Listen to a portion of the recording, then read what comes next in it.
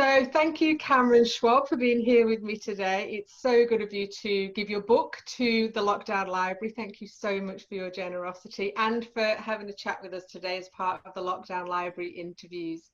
No, and that's a pleasure. No, and what a great initiative it was of your part, on your part. And I hope everyone's making the most of it, because you don't normally get that much goodness in one place at the one time. And but I think it's one you'll have to go deep, because there's a bit of depth in it all as well. So it won't be just you won't be able to just it'll be one. It'll take you in there, and then you'll stay there for a while.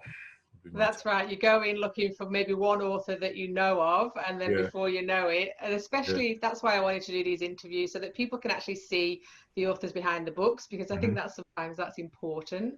It is. So I think you're obviously not going to need much of an introduction, because most people who are breathing in Australia particularly will know who you are. So you have a long history in football, obviously the famous CEO of Richmond, but now you're a leadership mentor and strategist.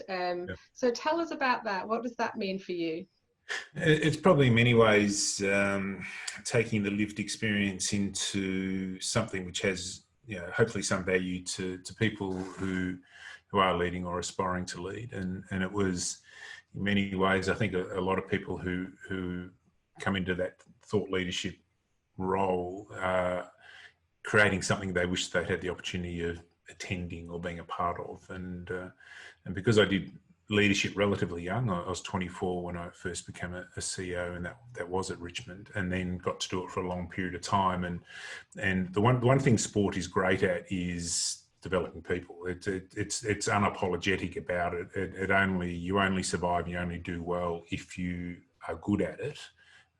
And the one thing I also worked out about elite sport is that it's people think of it as team versus team or club versus club, but really in many ways it's system versus system. So I thought that it was, if I could come up with a leadership system whereby people could actually build habits, routines in and around the stuff which was most important from a leadership perspective, well, that was my give back, if you like. And the interesting thing in terms of it is that it's by definition, it requires you to actually really think deeply about the stuff that is important. And in many ways, the reflections that I've actually had since it's come to teaching it have been as profound as perhaps the experiences themselves in lots of ways. So I've enjoyed bridging that gap between the two, what I thought I knew about leadership and what I actually knew. And you only get to bridge that gap if you get to teach it or write about it in the way that we have. Yeah, and I've been really fortunate. I've been to one of your workshops, so thank you for that privilege.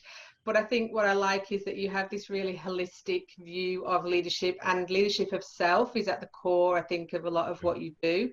And I think you portray that very rounded persona, that I think a lot of leadership training can be very much about being a leader, quite a narrow, but you're an artist, you're a sports person, you were very young when you were a leader.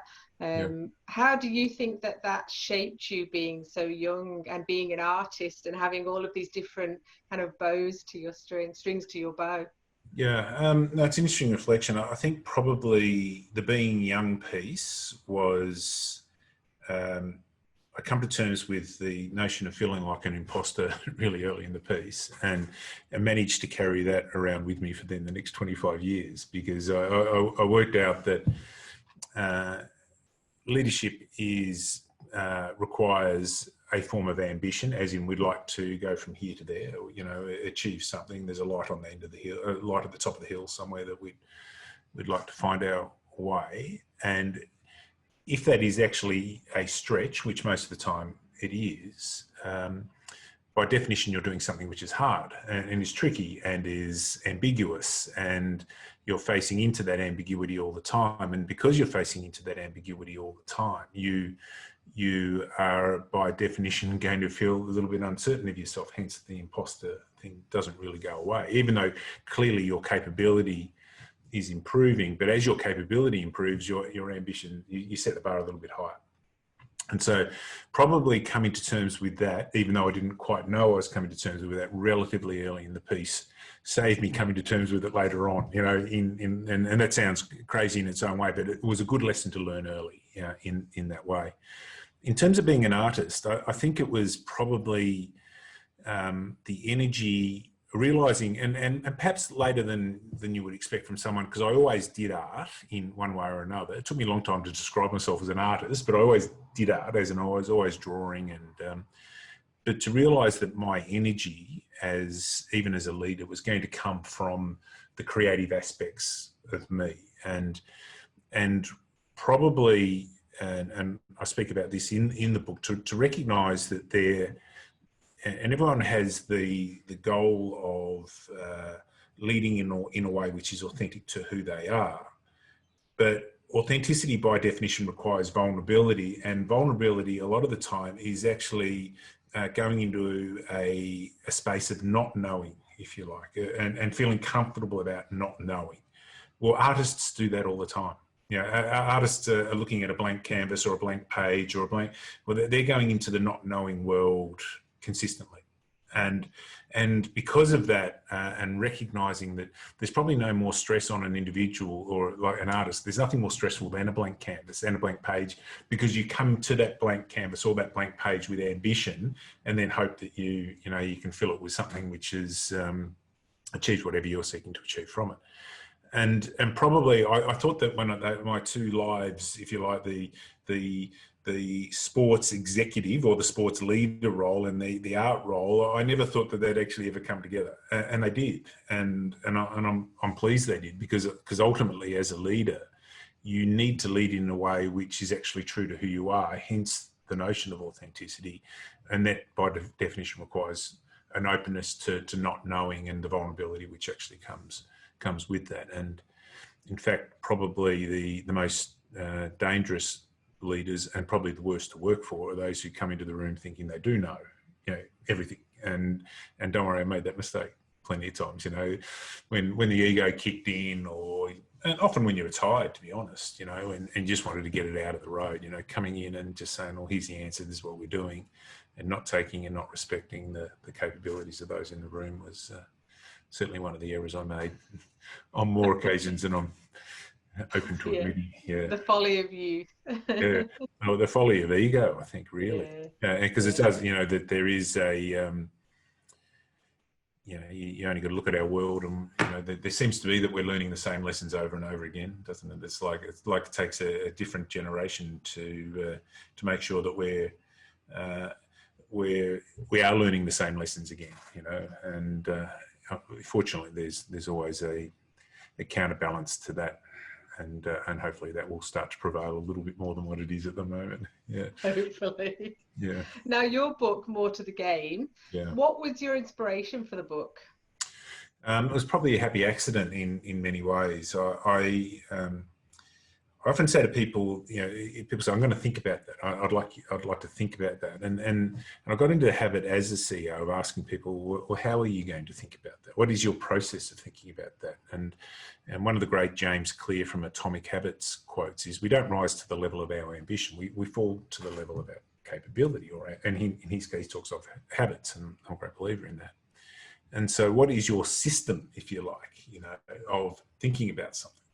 Well, my system of thinking about something was just to write about it, and that can start with writing on a sticky note. That can, that can be just your moleskin notebook or whatever it might be, just to write about it. And so, if I had a thought on, if we were talking about something like ambiguity, I'd just write a piece on it.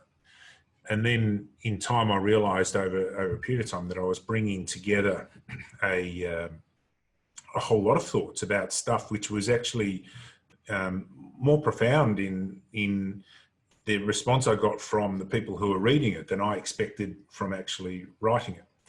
And so I thought I'd just bring it all together, and I themed it around, just small little snippets that you could actually turn to any page and read something about it. But also then there was the opportunity of combining it with my artwork as well. And so the artwork, and I learned that because I studied art full time at the Victorian College of the Arts, and one of my lecturers a fellow by the name of Raf Ishak, who's a wonderful artist and he's a great lecturer for me. And because I was coming into first year fine arts as in my 50s, so I'm like a tribal elder, really. So I'm probably relating more to the lecturers than I am necessarily to the other students. So, and he came to me about halfway through the first year and he said, you do art like a CEO. It was like the ultimate put down, yeah. And I knew what he was saying. I sort of did. But again, my ego kicked in because I was actually doing art which people said that they liked. Yeah. So is that why I do art? Well, that was probably a incentive or a part of me which had to be fulfilled as which is just no good for artists. And he said, because you're trying to close the conversation out all the time. You're seeking to close out the conversation. He said, well, art, and he said, this is just our view, and I think coming from him, he could back it up, is I think art's about creating the conversation. It's about opening up the conversation. And I'd find myself, because part of the work we do in studying art is that we would break into groups, and these are people who love their art, into the narrative, into whatever it might be. And they'd be looking at a piece of work at the National Gallery, and they break into groups, and then we come back and have a conversation, and we had three different takes on it. And so that was the value of the and almost the profound impact of the actual art, is that they were creating conversations of which they never knew were going to happen, really. And so I thought there was an opportunity just to keep enough openness in it all. And then there's also a wonderful photographer, a guy by the name of Michael Wilson, who's some of his sporting imagery, I think, again, has created conversations. And there's one particularly of Taylor Harris kicking the ball, and it created this social media storm of some of the sexist responses to this, and then the response of the community to push back against that sexist response was nothing like what Michael Wilson's intent was in capturing this just magnificently athletic piece of play, if you like. And so it was really the coming together of those three things in some ways, but all around just this concept of there is more to the game, so there is a deeper place that we actually have to take it, that you can choose not to go to that place if you want to. Like I had to go there in terms of the roles I played, because there was an AFL club dependent on my leadership, at least in part. So you had to be prepared to actually go into that place. But I think as a leader, you have to be comfortable in going into that space as it relates to finding that piece of you, because it's not about you anymore. It's about how you lead in the context of the group that you're working. So hence this notion of more to the game. And I try to reflect it just in storytelling, in the narrative of two forms of art, one being photography, one being my own drawing. So, as I said, it was a happy accident in some ways. I didn't set about doing it as such, but I'm glad I did. Yeah, I'm glad it's in your library. Yeah, I'm glad it's in my library too. And so, who's your target audience? Who did you write the book for? Did you have somebody in mind as you were writing? Anyone who feels as though leadership is too big for them, really. Yeah. And I would think that leaders think like that all the time. If you were trying to lead in a pandemic, say even the classic scenario of Dan Andrews now, where we thought we had something under control and we don't, and there's like a spotlight's right on you. Without sounding like a wanker, I would hope that he could open the book and say, I can see something in that for me, because it does very much come from the lived experience, And I basically have sort of three rules in mind whenever I put anything out there, even in the conversations that we're having now. I ask myself, can I back it up? Can I back up what I'm going to say? As in this case, from the lived experience, and also have I thought about it, in that sense. So both, that yes, I experienced that, but I've given it a lot of thought since, and I think that's needed so you can back it up. The second one is that, is what I'm saying, is there a value in it? Is it hopefully important to someone in that regard? And that's very much in the eye of the beholder.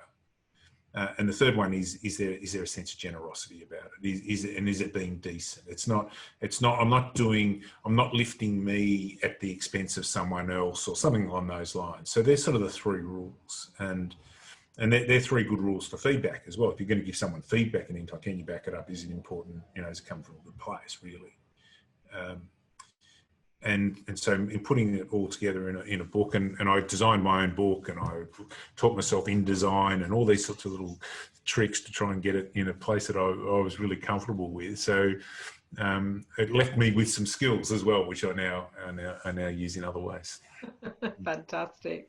And so how do people work with you, Cameron? How do people get in touch with you if they want to actually work with you? Yeah, so my business is called Design CEO, and and it really is built on that thing that we don't, we've got to design a leadership system for ourselves, and hence that term, and CEO being the thing that I did. So my website is www.designceo.com.au. Plenty of ways of speaking to me on LinkedIn, and as you know, you gather a fair following in regard to that. I'd like to think I'm accessible, because that comes from that place of generosity. That's a critical element of it. The majority of work I do is with teams and their leaders. That would be at the very heart. So how does often think, the most important decision-making group in any organisation, is our senior leadership team, and they're often the group of people who've got the least in common, other than they happen to work for that organisation, and they're coming from a different expertise, different things. And so how do you get a group like that working well together is part of it. So it's mainly through teaching of a system and then coaching to a system. And the system is such that it should complement their day-to-day existence. It's about regular habits. It's about doing small things often.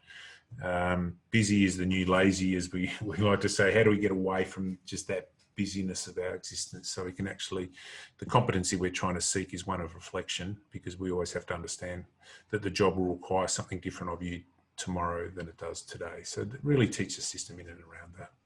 And that's something that's very close to my heart, as my passion is people's systems and routines, and putting systems in place so that you don't have to think about the mundane things. You get that extra time to focus on creativity and the good stuff. And I think it's even more important now that people design their leadership, because like you say, historically you could be a leader. Now it's very difficult to be a leader in all of these challenging times, and people's expectations of their leaders is changing. So I think people do need to be really conscious of not just winging it, but actually designing, how am I going to be successful at this for the next 5-10 years. And their leadership game will be different. I think you could actually, there was a time where you could bring one leadership game and play it for the whole career. I don't think you can do that anymore. And maybe we're the first generation where that's actually happened. And I think it's a Greek story where a boat leaves port and it lands at another port, but it's actually rebuilt along the way. Is it still the same boat when it arrives? Or I think leadership is, you're still the same person, but you're different.